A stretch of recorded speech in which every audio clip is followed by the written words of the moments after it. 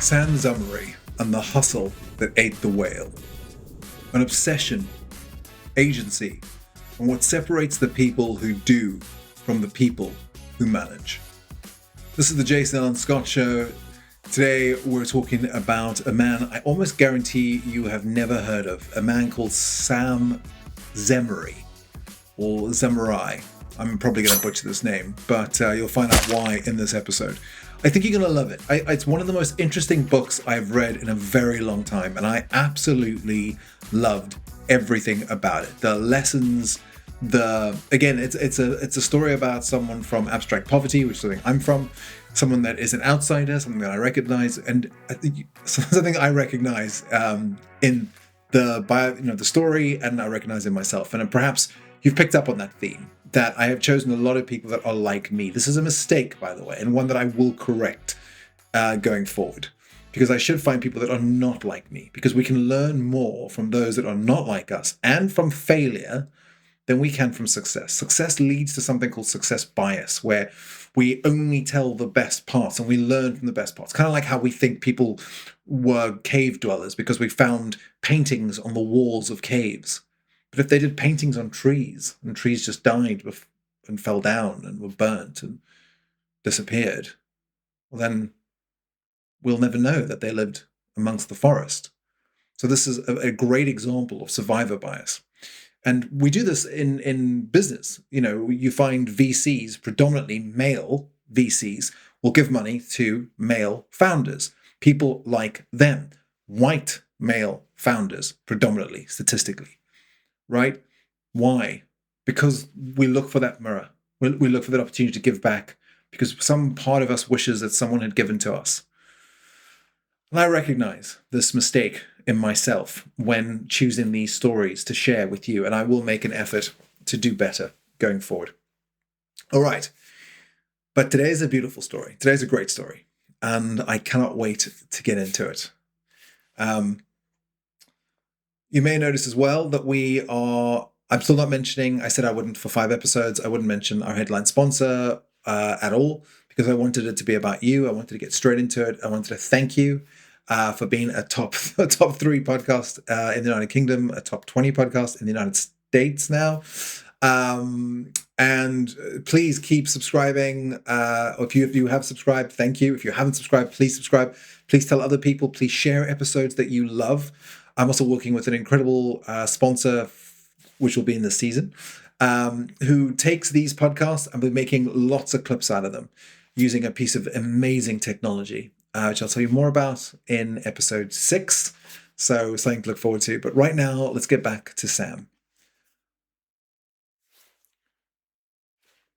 I just realized how rude I haven't introduced myself if you're brand new to the show. I'm Allan Scott. I've been in business for 35 years now. I've started 11 companies. I've been involved in 9 exits. I've had wins that changed my life, and I've had one complete fiasco that nearly did the same thing in the opposite direction. But none of this is where this story begins.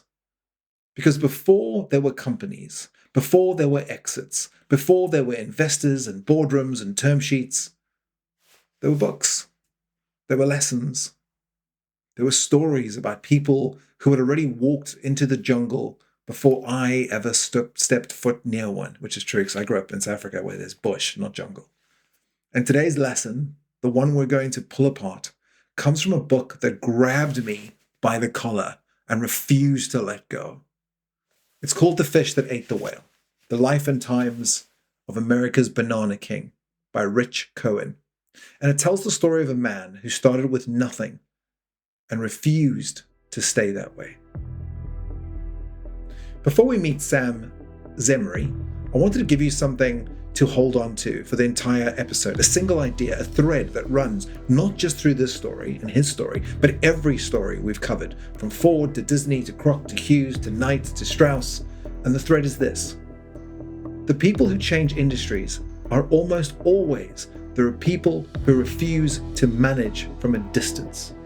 They're not executives. They're not strategists, not in the conventional sense anyway. They are people who insist on understanding every single part of their business, from the most mechanical, unglamorous detail to the largest strategic question, and who treat proximity to the work as a competitive advantage. And we've seen this. Ford built his own engines before he built a company. Disney drew his own characters before he built a studio. Kroc walked into his own restaurant floors and told people if they can lean, they can clean, before he built a system.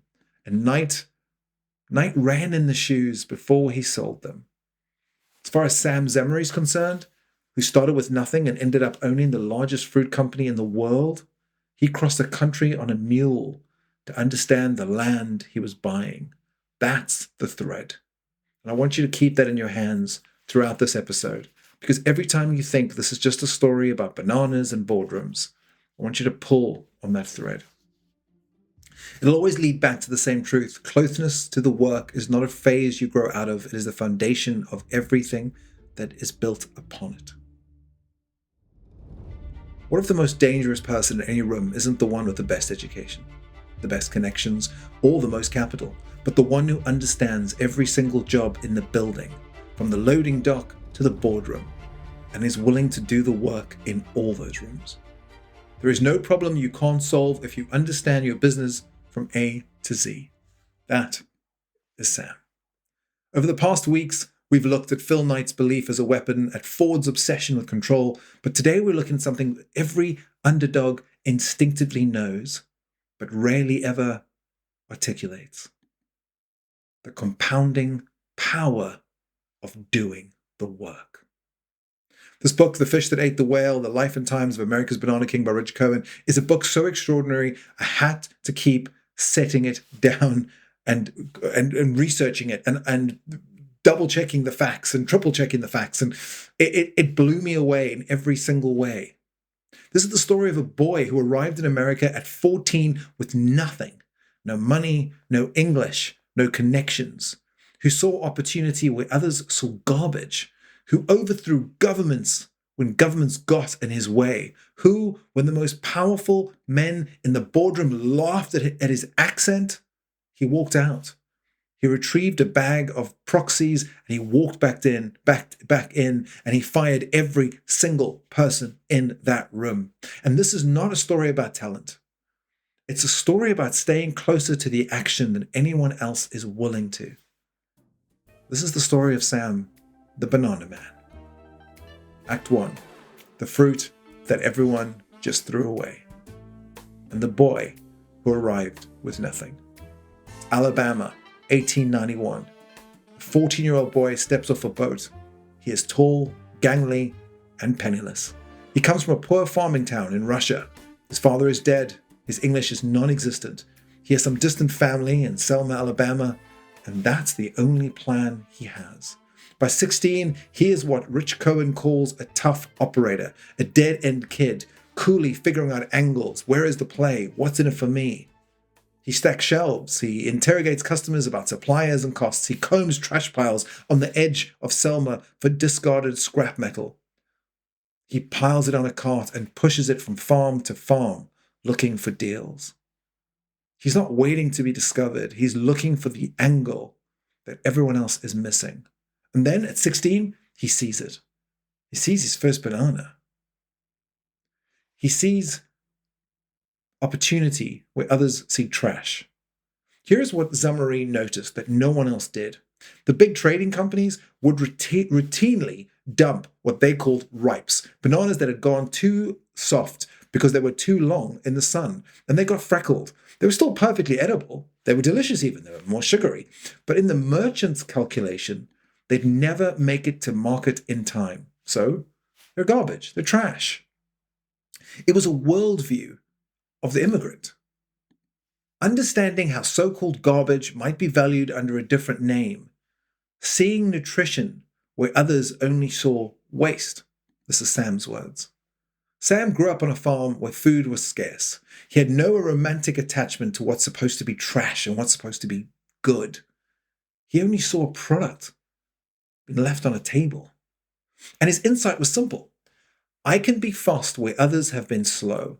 I can hustle where others have been satisfied with the easy pickings of the trade. I also refuse to believe these words were accident. The words he uses these farming words, these clever words that make you think of picking and collecting, of nutrition, of value, of leaving things on the table. He paints a beautiful picture. So he bought the ripes. He jumped on trains. He wired ahead to merchants at every stop on the route back home. And by the time he returned, he had almost no inventory left and a pocket full of money. So what would he do? He'd go out to the farthest, imagine a train ride, right, from one place to another. He would go across the whole way through to where these bananas were. And he'd say, how much for these? They'd say, they're trash, take them, I don't care about them. Or they'd say, I'll give you $1. Give me $1 and take it all. And he'd take all the money, pay the $1, put them all on a train. Then he would wire ahead, tick, tick, tick, tick, tick, tick, tick, tick, tick, tick. I'm coming in with a bunch of bananas. If you want to get some, get some. And then he would sell these bananas at every train stop. By the time he got all the way to the end of the train stop, he almost had no bananas left. And he had a pocket full of cash. In 1899, he sold 20,000 bananas. By 1903, he had sold 574,000.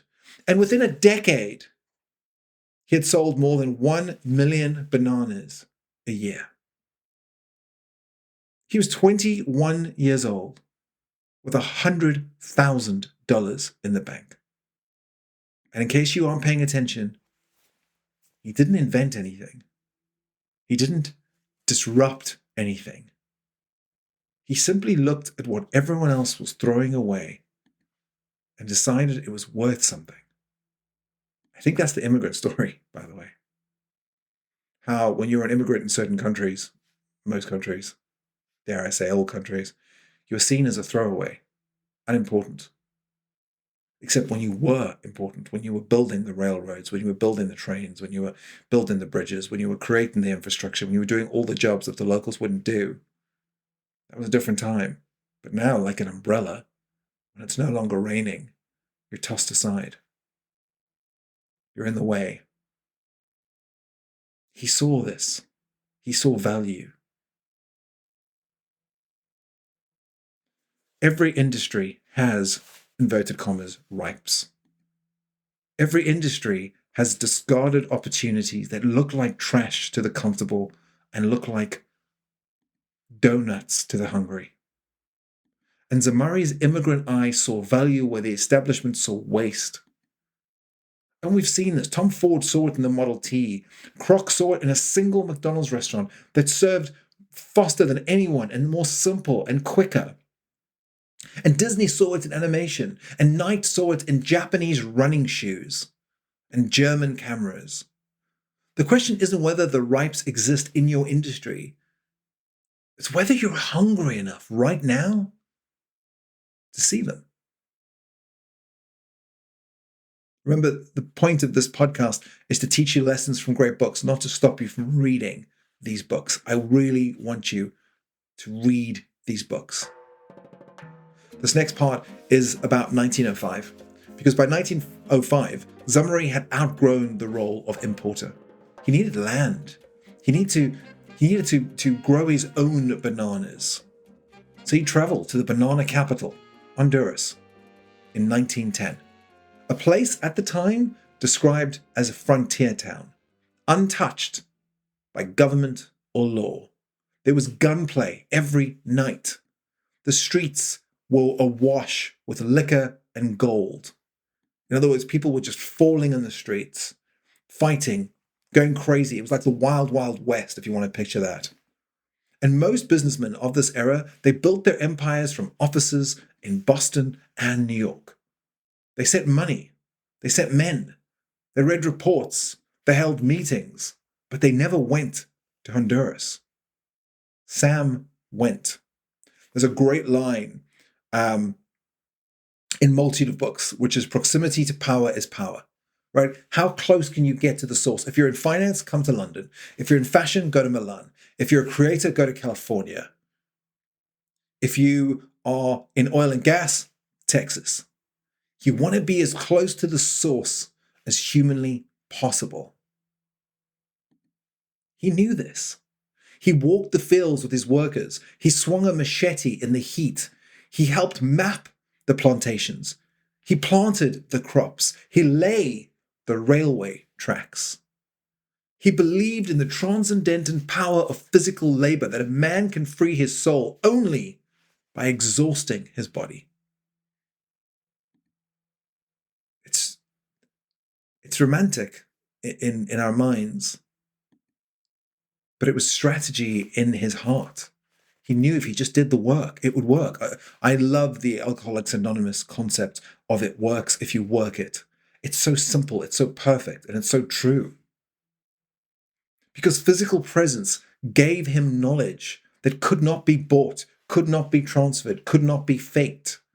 He understood every part of the business, from the executive suite to the ripening room.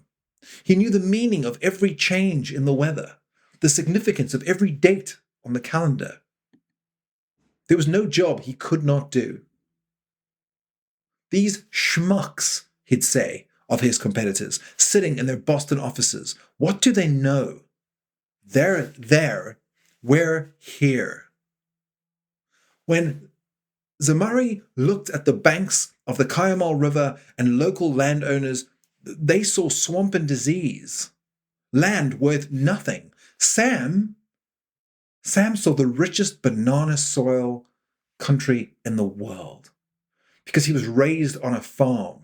He realized the meaning of all that black soil beneath the weeds because he worked as a jobber. He realized the worth of the fruit that would thrive in that soil. So what did he do? He borrowed from every bank that would lend him money.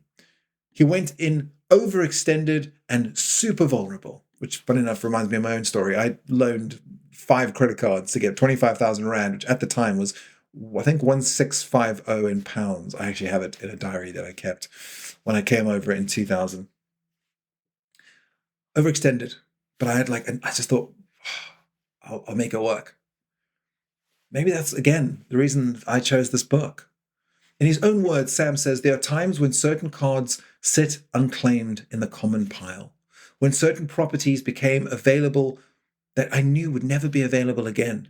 And a good businessman feels these moments like a fall in the barometric pressure. A great businessman is dumb enough to act on them, even when he can afford not to. In other words, he cannot afford to.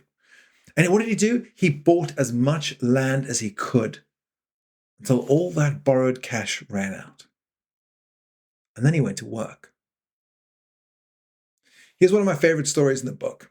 And it tells you everything about the difference between a founder and a professional manager or a consultant. There was a disputed land on the border between Honduras and Guatemala. Both United Front and Zemurray, they wanted it. The problem is that multiple deeds existed with competing claims on both sides of the border about who owned this land. By the way, just a quick thing. United Fruit at the time was the biggest fruit manufacturer, right? It's the monopoly. It's the company in that space, and he's going up against them.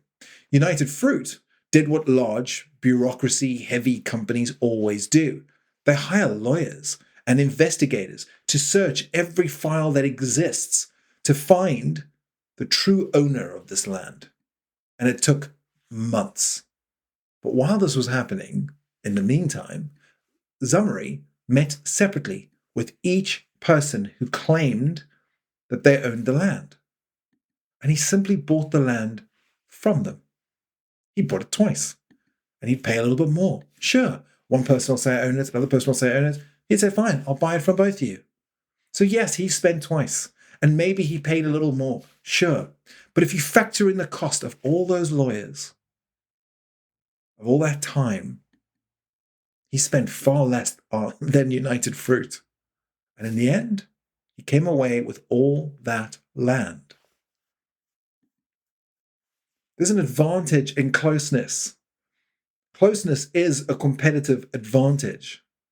The founder's advantage is not intelligence, it's proximity. Proximity to power is power. Zemurray worked every job in his industry, right? Disney reviewed every frame of animation himself. It's not micromanagement. It's the accumulation of knowledge that cannot be replicated from a distance. And it produces instincts that no committee, no report, no thesis can replicate. The fish grows teeth. By the mid-1920s, Zemurray's company, Cuyamel, Cuyamel, for those that know how to pronounce that, and I'm butchering it, I'm sure, had become something remarkable. By the way, the word remarkable just means worthy of remark, worthy of talking about. United Fruit was harvesting 40 million branches a year. 40 million banana branches, right? Imagine that. Cuyamel, Zemurray's company, 8 million. That's it. United Fruit had employed 150,000 workers. Cuyamel had employed 10,000 workers. And yet, by every meaningful measure and metric, Cuyamel was the better business. Cuyamel Fruit was the Green Bay Packers by comparison. Every decision was made with confidence and authority. Zemurray could move without waiting for permission or a committee report or some consultants from McKinsey to tell him he's doing the right thing. He could take risks without fear of losing his job. He could hire or fire with surety because he actually lived in Honduras and he knew the situation on the ground, in the space. The executives running United Fruit had taken over from its founders. They were less interested in preserving and more interested in risk. Zemurray was the founder, forever on the attack, forever at work, forever seeking progress, growing by trial and error, ready to gamble it all when necessary. When United Fruit's president first approached Zemurray about buying him out, the response was instant. Hell, I'm having so much fun, and I'm a young man. Why would I quit? He didn't quit. The government made him. Under pressure from the State Department and the Justice Department, Zemurray was forced into a government-mandated merger. He received just 300,000 shares of United Fruit stock, making him the company's largest single shareholder. And he signed a non-compete agreement, barring him from the banana trade forevermore. He retired to New Orleans. He was just 52. And he thought he was done. Spoiler alert, he was not. Act 4, The Return, watching the whale sink. In 1928, United Fruit made $45 million in profit. By 1932, it made $6 million, an 85% decline. Zemurray's $30 million fortune had shrunk to just less than $3 million. The professional managers who inherited United Fruit had run it into the ground. The ecstatic risk-taking that built it had given way to committee reports and the paralyzing question of how will it look. The banana captains had been ordered from the Boston office to cross the Gulf of Mexico at reduced speed to save fuel. In practice, the extra days at sea meant more fruit ripened before reaching the markets they served. The savings on fuel were dwarfed by the cost of spoilage. These schmucks, Zemurray would say, they're losing more than they're saving. He went to a board meeting. He raised his hand and he explained exactly what the problem was. And they smiled politely and they moved on. Zemurray didn't go home and complain. He didn't give an interview. He didn't go on Twitter.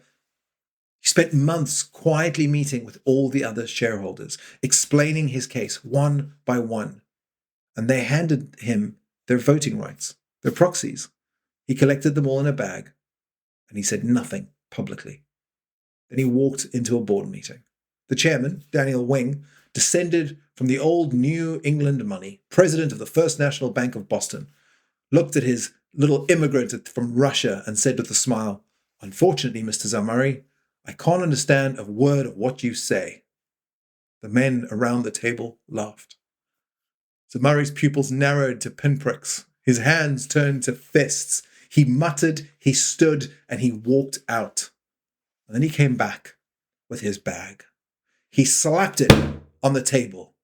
"You're fired. Can you understand that, Mr. Chairman? You, gentlemen, have been effing up this business long enough, and I'm going to straighten it out." He had just become the controlling shareholder of the largest fruit company in the world. The analysts later pointed out the flaw in his non-compete agreement. It barred him from working for a rival, but it did not foresee the outlandish, ridiculous possibility of Zemurray taking over United Fruit itself. The small fish had finally eaten the whale. Zemurray's first move as the new president of the United Fruit Company was not a press release or a strategy deck or an interview on someone's podcast. He went to the docks. He walked through the warehouses. He stood on the decks of the banana boats. He talked to fruit peddlers and captains and loaders. He asked about the mood in Honduras, the color of the latest harvest, how fast the captains were running the ships.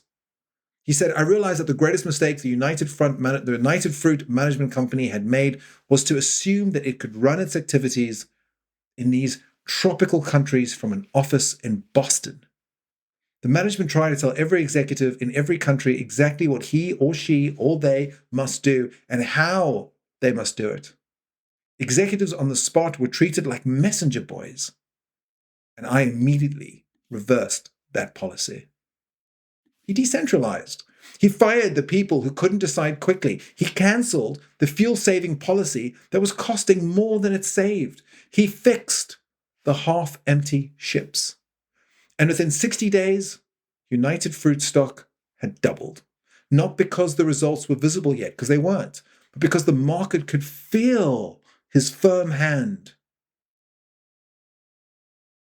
on the steering wheel of that company. Zemurray and these founders who changed the world, they have something in common. And again, I want to pull the thread. I want to pull that red thread all the way through because the Zemurray story isn't unique. It's archetypal. The same pattern runs through every transformational founder we have studied on this show. The pattern is this. They all had a version of the ripes, a product, a market, an opportunity that the establishment had written off. They all built their advantage through the doing, through the physical, through the relentless, personal proximity to the work. And they all faced a moment when the room laughed at them. And none of them went home quietly.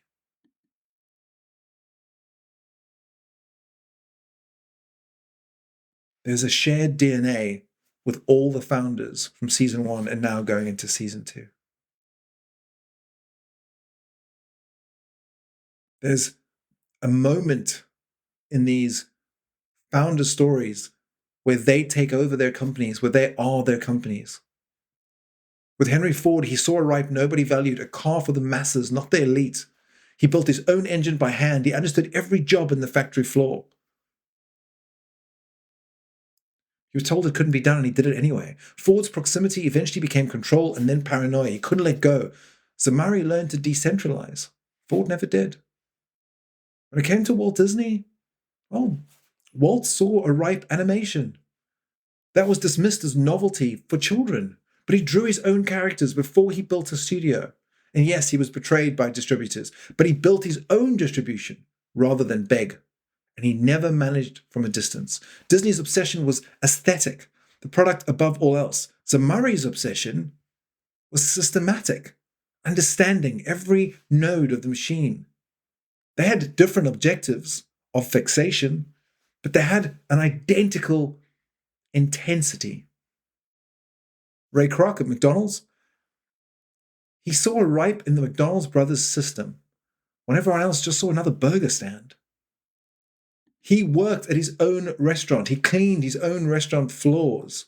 He cleaned grease traps himself to understand the operation. He used that knowledge to build a system that others couldn't replicate for millennia, not millennia, not hundreds of years, but like decades. Kroc was a system builder. Zemurray was a field general. Kroc's genius was replication at scale. Zemurray was domination through presence by being there, but both refused to manage from a distance.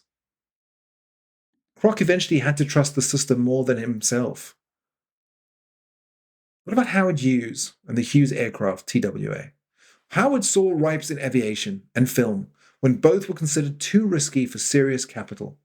He personally test flew every plane his company ever produced, sometimes against the good advice of engineers. He understood the technical detail at a level that let him make decisions that no committee could ever understand or decide. Hughes' proximity became, unfortunately, isolation. And the obsession, it curdled into control that shut out everyone. But Zemurray knew how to be close to the work without becoming imprisoned by the work. Hughes could never find that line. Zemurray arrived with nothing. He saw ripes as opportunity. He crossed a country on a frickin' mule. He worked every job in the industry. He collected proxies in a bag and fired the room that laughed at him. But he never lost faith in his own agency. If you want to learn about agency, I suggest reading a blog by George Mack. Unbelievable. High agency people, low agency people. There's an archetype here, an archetype from which others can be measured. The purest expression of the red string theory I've put into every single episode, or I've tried to. And that is, he had no safety net. He had no inheritance. He had no goodwill to fall back on. He had a hustle. He created proximity. And he had the absolute refusal to be brokenhearted, to despair, to give in, to give up, to stop. And what this pattern reveals, if we look at it carefully, is a template. Every one of these men started as an outsider. Every one of these people saw an opportunity that the establishment had missed or dismissed.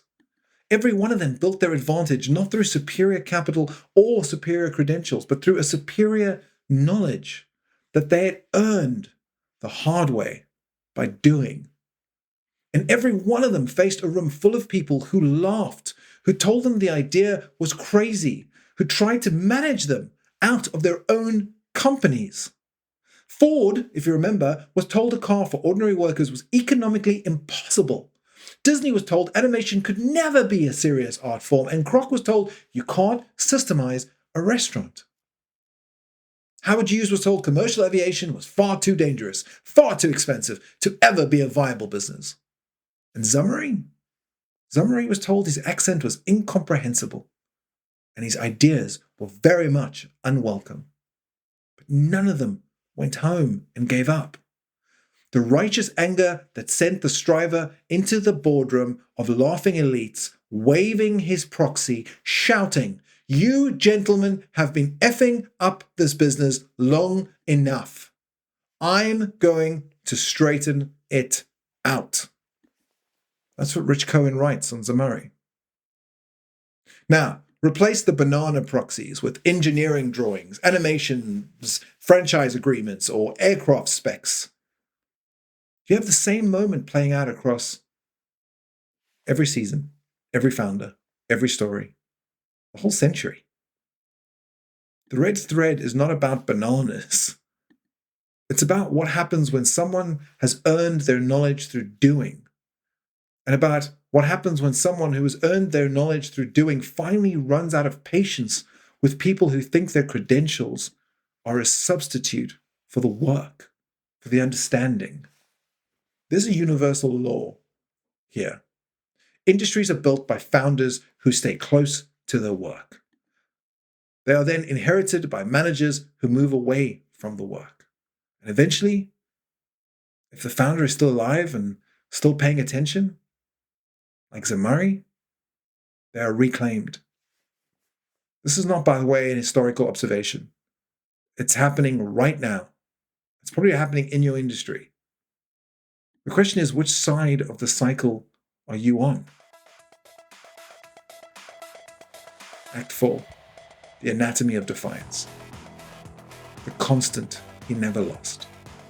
What made Zemurray different?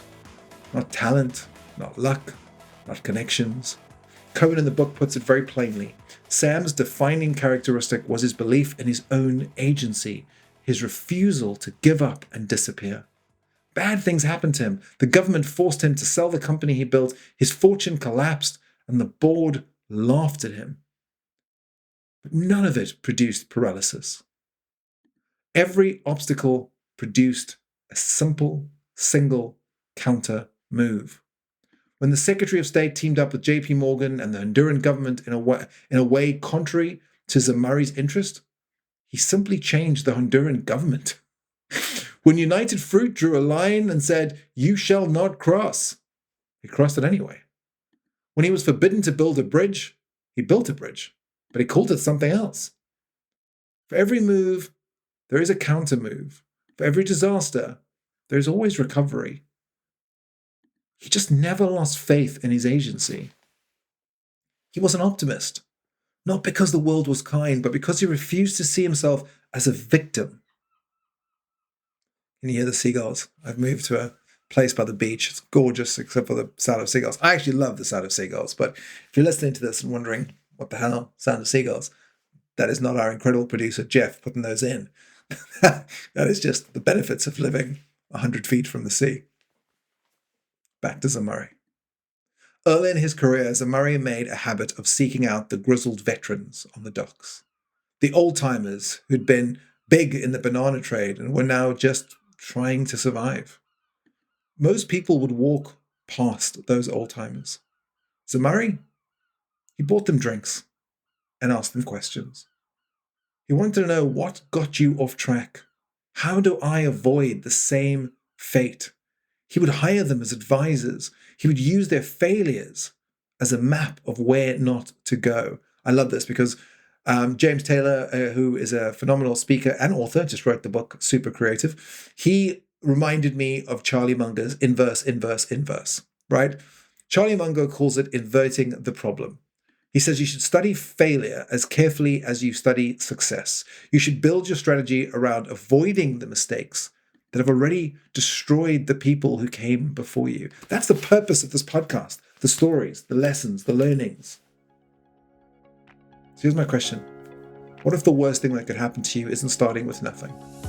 It's starting with so much that you never learn what you're actually made of.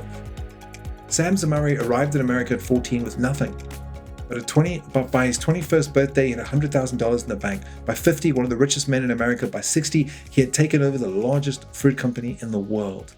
He didn't do it with genius, with smarts. He didn't do it with connections. He didn't do it with an MBA.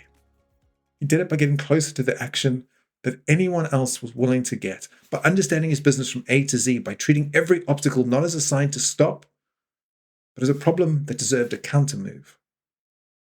I can't help but feel that we would all do well by emulating Sam, not the brutality or the conquest or the righteous anger of the person that ran into the boardroom, of laughing elites, waving the proxies, shouting and screaming. But we can all learn from him. This book isn't about business. I don't think it's even about identity. I think it's about what happens when someone who has earned their knowledge through doing, through failing, through sweat and mule rides and years on the docks with old-timers, finally runs out of patience with people who think credentials are a substitute for the work, for the understanding. Please read this book. There are so many stories. There are so much gems hidden in a $5 book that you can get probably for next to nothing secondhand. Next time on the Allan Scott Show, we'll look at the founder who built an empire not by going to war with his competition, but by making everyone around him believe the game had already changed. Until then, my wish for you is to build by doing, to play long-term games. Aren't you forgetting something? Oh, I almost forgot. The toolkit. What does this mean for you? This is all about you, and I've totally missed you to talk about Sam. So what can you actually learn from Sam? Not overthrowing governments and banana republics, But what are the principles beneath them? The things that translate from the jungles of Honduras to whatever you are right now and whatever you're building right now. Well, I'd like to give you four. 4 ways his story changes how you may operate this week. First, proximity is your moat. Zemurray's real competitive advantage wasn't capital or connections. It was knowledge that could not be earned except by doing.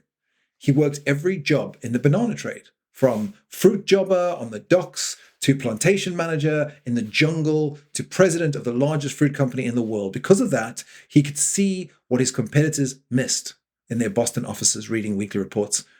The captain running the ship at half speed, the irrigation ditch that would pay back 10 times its cost, the ripes everyone else was throwing to sea. Remember, there is no problems you can't solve if you understand your business from A to Z. Little M&M there, trying to make it rhyme. This is I understand that this is psychologically difficult, by the way, especially in the growth phase of any business. We're trained, we're reminded, we're told to delegate, to build systems, to get ourselves out of the day-to-day, to get out of the doing of the business and to work on the business. And I think eventually that is right. But Zemurray understood the moment you lose touch with the ground floor of your operations, you start making decisions based on approximations, on guesses of reality, rather than the reality itself. The executives who laughed at him, they were managing United Front from the 10th floor of a Boston skyscraper. He was walking the fields in Honduras. Same company, completely different information. The question isn't whether you can afford to stay close to your operation, it's whether you can afford not to.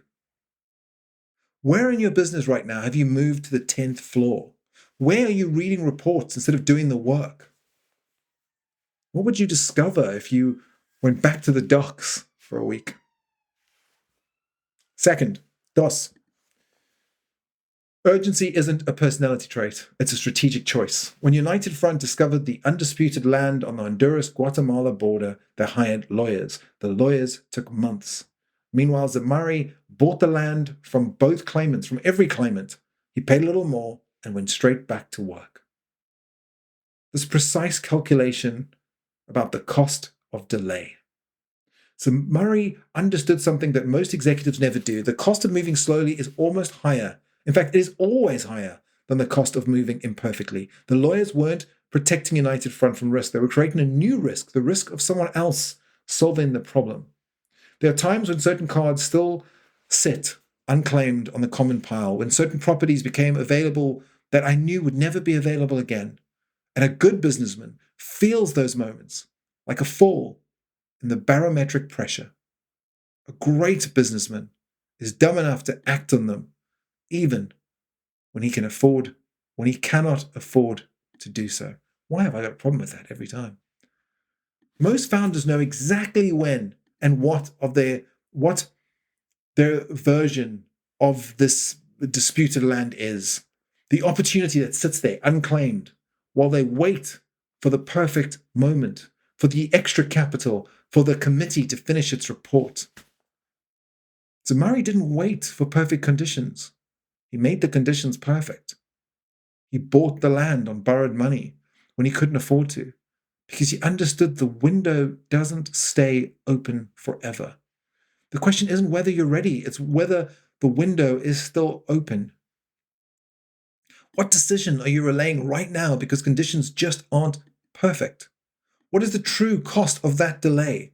Not in the money, but in the opportunity that closes while you're waiting. Remember, the counter move is always waiting. Here's what I find most extraordinary about Zemurray's story. Not the mule ride or the proxies or the banana empire or the ripes or the train rides. It's this. He never felt trapped. Not once. The Secretary of State warned him not to interfere in Honduras. He organized a coup. Read about it in the book. The Justice Department forced him to sell his company. He simply became the largest shareholder and eventually became the acquirer and took over the entire business. United Fruit drew a line and said, "You shall not cross." And he crossed it. The board laughed at his accent. He he came back with the bag. For every move, there is a counter move. For every disaster, there is recovery. He never lost faith in his own agency. This is hard-edged belief that the situation is never as fixed as it appears. I always say to people when they say it's impossible, I say it's not Mission Impossible. There's 8 films.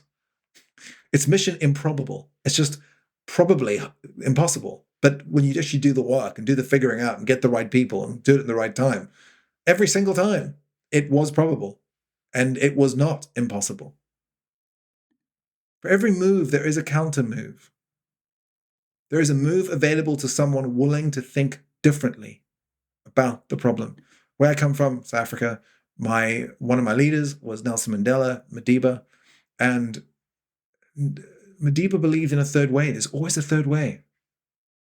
This is what separates the founders who change industries from the owners who simply run businesses. The company runner sees obstacles as the end of the story. The world changer sees them simply as the beginning of a new chapter. The question isn't whether you have options, it's whether you're willing to look for those options in places that feel unconventional and uncomfortable. What is the situation in your business right now that feels fixed, that feels like the end of the road? I want you to write it down with pen and paper. And then I want you to ask, if I couldn't accept this outcome, what would I do? Not what should I do? What would I do if the result was simply unacceptable? And that is your counter move. And it's always there.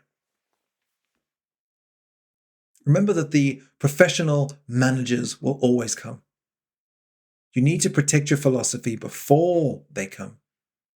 So Murray's deepest lesson isn't about hustle or proximity or urgency, maybe. Perhaps its most important, deepest lesson is about what happens to companies when the founders leave. United Fruit was built by extraordinary people who understood the banana trade from the ground up, who took insane risks, who built something the world had never seen. Then they died. The second generation stepped in, credentialed, comfortable, skilled at avoiding risk, at preserving value rather than creating it. In the book, Cohen says a corporation ages like a person. As the years go by and the founders die off, making way for the bureaucrats of the second and third generation, the ecstatic risk-taking, just for the hell of it spirit that built the company gives way to comfortable middle age. This is not a story about bad people making bad decisions. The second generation managers at United Fruit weren't incompetent, not by a long shot. They were simply optimizing for all the wrong things. They had inherited a machine built for attack, and they were running it like a maintenance operation. So Murray knew this because he watched it happen in real time. When he finally took the company back, the first thing he did wasn't to restructure the finances or redesign the strategy. He went to the docs. He reinstated the principles that the people closest to the work knew more than the people that were furthest from the work being done. The question isn't whether the professional managers are coming for your company. They always are. The question is what you're doing right now to make your philosophy so embedded, so structural, so woven in to how decisions get made that it survives after you've left. What is the one principle in your business that you would never compromise on? And that would be the first thing to disappear if you weren't there. That's the thing. That's the thing to protect. Not with a mission statement on a wall, not with a value statement, with systems, with hiring, with the stories you tell, with the stories you refuse to stop telling. Because stories are the proxies that outlast you. If you meet someone that's spent any time with me, they'll say, I can tell you a bunch of things about Jason. 1, he is severely autistic. 2, he's from South Africa. 3, he's built a bunch of companies, sold a bunch of companies, lived in a bunch of places. Oh, and he always says, never be a boss, never have a boss. And your network is your net worth. I've built that in to the stories I tell. I've built it into the work I do. I built it into every relationship. The red thread. Proximity, urgency, agency, philosophy. These 4 principles don't just describe how Zemurray built his empire. They describe how every founder in this show built theirs. It's the purpose of this podcast. Ford's proximity to the engine, Disney's urgency in defending his characters, Knight's agency when Onitsuka tried to cut him off by the knees, Lauder's philosophy that survived, Estee Lauder, it's coming up in an episode, by the way, spoiler alert, Lauder's philosophy that survived 100 attempts to dilute it. The red thread is not about any one industry or any one founder. It's about the way a certain kind of person chooses to see the world and what they built when everyone said it was impossible. As you know, every episode has a toolkit. Zemurray has one. It's called the proximity audit. Zemurray's defining edge was simple. He understood his business better than anyone else because he'd done every job in it. So this week, I'd like you to run a proximity audit on your own operation, not to micromanage, but to simply remember. I want you to map your distance. I want you to write down the 10 most important functions in your business. Sales, delivery, customer service, product, finance, advertising, whatever applies. But next to each one, I want you to be honest. I want you to write, when did you last do that job yourself? Or when was the last time you sat alongside the person who now does that job? If your answer is, I don't know, or I don't know, more than 6 months, that's your blind spot. Those are the functions you're managing from the 10th floor of the Boston office. Step 2, I'd like you to find your ripes. Zemurray made his fortune on what everyone else was throwing away. So this week, identify one opportunity in your industry that the establishment has written off as too small, too difficult, too unglamorous, too obvious to pursue. I want you to describe it in one sentence. I want your constraints to become your feature. I want you to then ask, why has no one made a move on this? Is it really worthless? Or are they just too comfortable to get close enough to see the value of the ripes? Step 3, do one job you just don't do anymore because of your position. Pick one job in your business that you used to do, but you just don't do anymore. This week, do it again. Answer a customer service call, pack a box, go on a sales visit, sit with a junior team member while they do their work. Spend at least 2 hours on the ground level of your company. Not observing, but doing. And then notice what you learn that the reports aren't telling you. This is your mule ride across Honduras. Step 4, I want you to identify the room that's laughing at you. And trust me, every founder has one. The competitor who's dismissing you, the inventor who passed on you, the category leader who calls you that little company. Write down who it is. Write down what they say. Then I want you to write, what do I know about this business that they don't? What is my proximity advantage? What can I see from this position, from the ground that they cannot see from their 10th floor office building in Boston? And that gap between what you know and what they assume is your strategic weapon.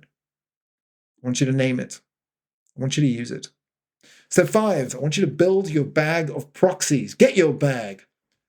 Zemurray didn't storm in the boardroom empty-handed. He had spent months quietly building a cabinet, a coalition, before making his move. This week, I'd like you to identify 3 people in your orbit. Customers, colleagues, partners, advisors, just people. People who believe in you and what you're doing, what you're building, and whose support you haven't formally maybe secured. Have one real conversation with each of them. Not a pitch, not a proposal, not a performance. Conversation about what you're building, where you're going. The proxies you need for your next big move don't appear when you need them. They're built quietly, over time, long before the time is needed. It's that time when I'm saying thank you and goodbye. I've been Jason Allan Scott. This has been the Jason Allan Scott Show. We're talking about the fish that ate the whale, the Sam Zemurray story. So, Bwana, I'll see you.